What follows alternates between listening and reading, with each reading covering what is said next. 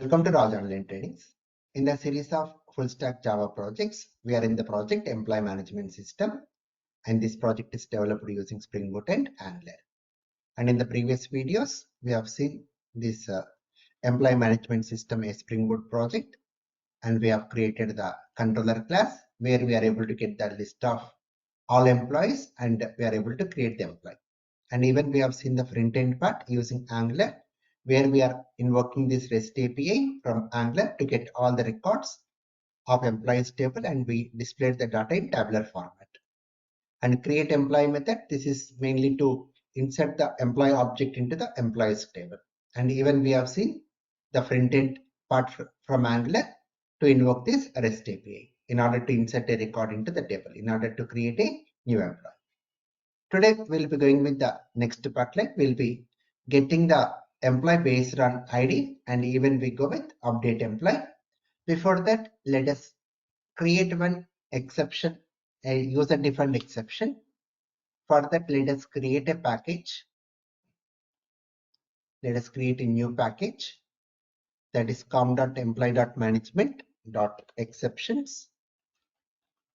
We are creating a new package, exceptions. In this exceptions package, let us create a new class, employee not found exception. Meaning, the need of this exception is when you are searching for an employee based on ID, if that ID is not present in our table, then it should throw an exception, employee not found exception. Now, make this class extends exception. Then here create a constructor employee not found exception, which takes the message as argument, and this message we give it to the super class, that is exception class. And when a class contains parameter as a constructor, it is always suggested to create a default constructor. Now above this class, go with the annotation @response status value equal to http status dot not found. Not found means the record is not found. Import the packages.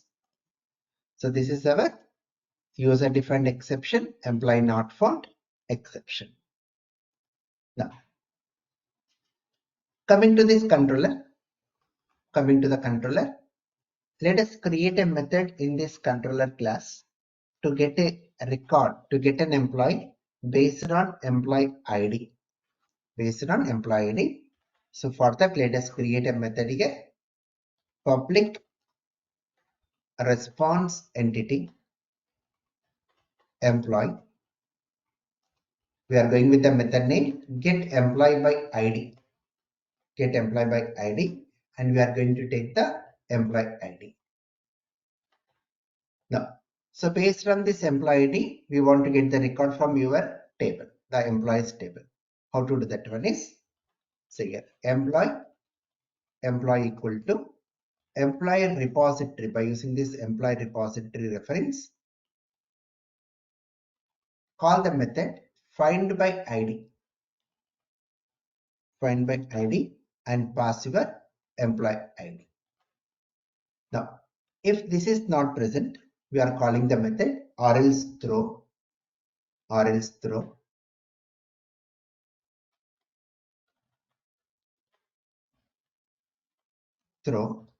We are throwing the exception new employee not found exception, and we are going with the message employee with employee ID,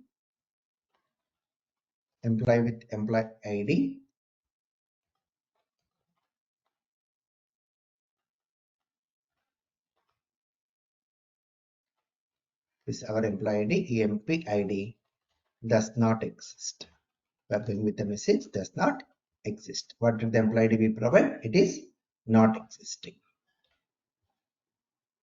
Right? Now import the package for this. Now return this. Return response entity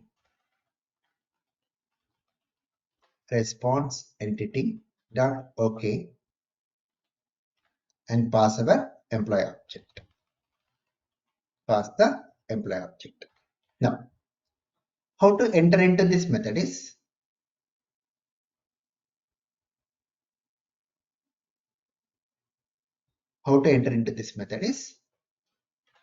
you can go with the annotation at the rate get mapping employees / employee ID. So we are going to provide the employee ID as the path variable. How to take the value of this path variable? Using the annotation at the rate path variable. So whatever the value we have entered in this employee ID, that value we are going to take over here. Import the packages. Here we are getting error.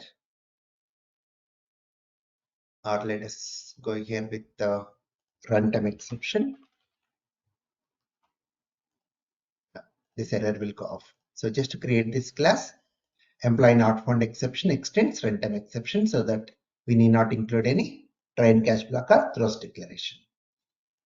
So what is the use of this method? Get employee by ID. So whatever the employee ID we pass as the path variable based on this get mapping, it is going to get the record from our table using the method find by ID. If the record is not present, we are going with an exception, employee not found exception with the message employee with employee ID does not exist. Right? Now, let us run the project up to here. Right click on project and say run as Spring Boot app.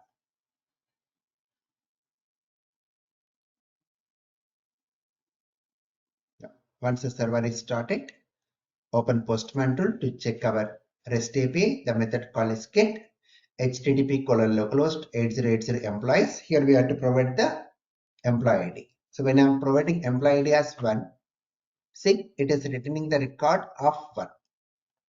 If I go with the employee ID as 2, and when we say send, it's going to return the employee with the employee ID 2, the details of employee.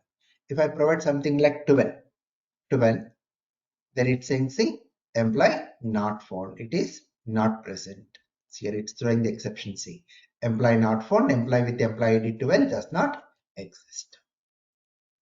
Okay, it's going with the message not found. The status is not found here. Right? So by using this Postman, whatever the method we have created, the REST API, whatever we have created, this get employee by ID, we have tested this method whether it is working properly or not by using Postman tool. So this method is to get the employee by ID. Now let us go with the one more method here, update. So let us say a public response entity employee update employee. This will take the employee ID and we are going to employee ID we take like a path variable at the rate path variable, and what are the new object we get? A request body employee details. So this what based on the employee ID we are going to get the record from our table, and for this employee object we are going to update with our new employee details. And the way to enter into this method is, since we are going with the update operation, the annotation what we have to use is at the rate put mapping employees / employee ID. So this employee ID we are taking like a path variable. So this employee ID will come and store into this path variable employee ID, and what are the new employee object we get? For this employee ID, these new details will get updated. So to do that, first of all, get the record from our table based on the employee ID. Get the record based on this employee ID. in this update method, go with this same code. So employee equal to employee repository dot find by ID, or else throw new employee not found exception, or else throw what new employee not found exception. So the code is visible for you now, right? You can see the complete code. So based on the employee ID, we are getting the record from our table and storing into this employee object. So if it is not present, it goes with an exception. Now for this employee object, we have to set with our new employee details. How to set is, you can say employee dot set employee name. We have to set with our employee details dot get employee name. So for this object employee details we are having now. So this is our updated object. So get the name and get the employee name. So this new name we are setting with the to this employee object by using setter method.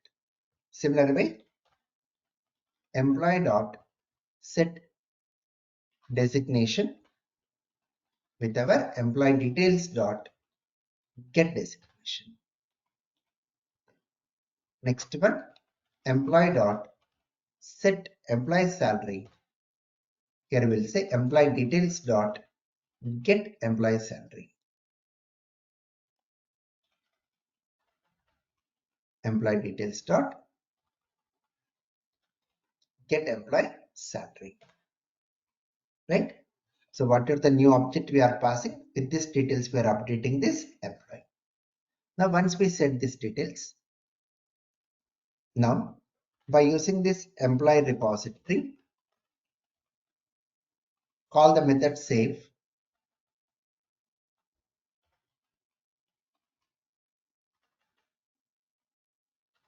repository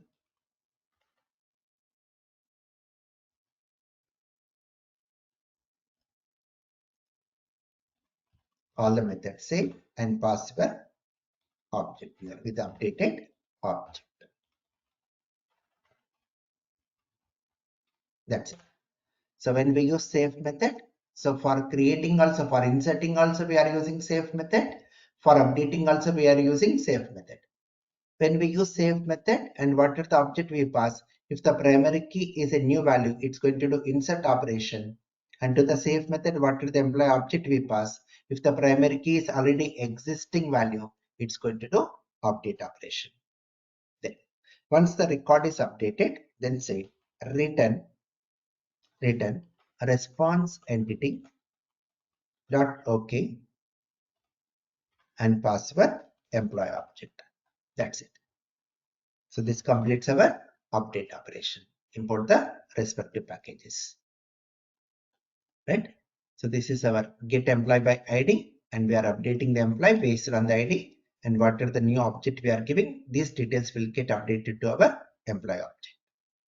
So in this video we have seen two methods, two REST APIs to get the employee by ID and update employee. In the next video we are going to invoke this REST API from Angular. From Angular we are going to invoke this APIs. So we are going to design the form which is where we are going to enter the employee details for which employee you want to update, and the details will get updated by using this REST API. So the front end part we'll be seeing in the next video. Please subscribe, like and share. Thank you.